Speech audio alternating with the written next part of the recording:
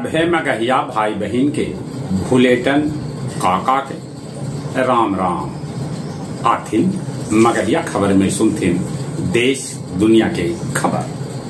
जगह जगह धूमधाम से मनावल गई विश्वकर्मा पूजा।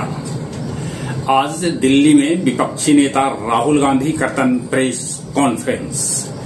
चुनाव आयोग के लेके फोड़ सका था हाइड्रोजन बम। गृह मंत्री अमित शाह पटना पहुंच गया।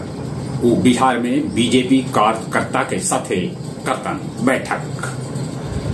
प्रधानमंत्री नरेंद्र मोदी के मध्य प्रदेश में मनावल गये 75वां जन्मदिन।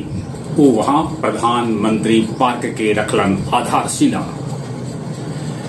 20 सितंबर के प्रधानमंत्री नरेंद्र मोदी गुजरात दौरा करतन।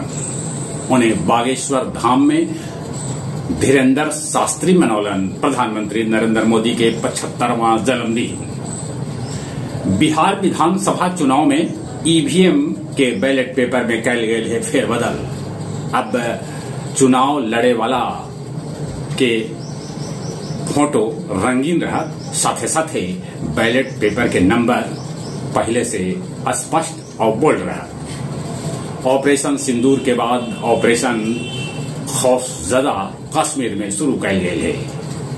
खजुराहो मंदिर पर सुप्रीम कोर्ट के मुख्य न्यायाधीश गवई के कसल तंज के बाद चौतरफा हो रहा है उनका फजीहत।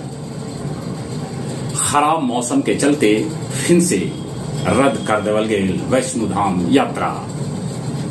हीरोइन दिशा पटानी के घर फायरिंग करे वाला 2 बदमाश के पुलिस ढेर कर देलक। तब 3 बदमाश के पुलिस कैलक गिरफ्तार। अमेरिकी राष्ट्रपति के बाद रूसी राष्ट्रपति व्लादिमीर पुतिन भी प्रधानमंत्री नरेंद्र मोदी के दिलन उनकर जन्मदिन पर बधाई। प्रधानमंत्री मोदी जतौलन आभार। पुतिन कहलन कि भारत हमार भरोसेमंद देश है। अंतरिक्ष में फसल थॉर्थोफेप कार्गो यान इंजन में आयल गड़बड़ी। दुबई के बुर्ज खलीफा मोदी के जन्मदिन पर उनकर फोटो लगौलक। गुरुआ में आज विश्वकर्मा पूजा के अवसर पर कैल जाए जागरण। गया जी में देश के कोना कोना से आ रहलन है पिंडदानी।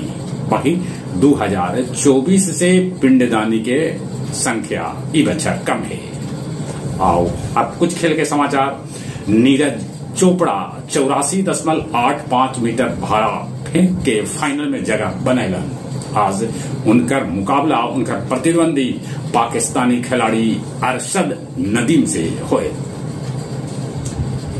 स्मृति मंधाना ऑस्ट्रेलिया के खिलाफ बनौलन वनडे में 117 रन। एशिया कप में पाकिस्तान यूएई के हरा के सुपर 4 में जगह बना लेलक।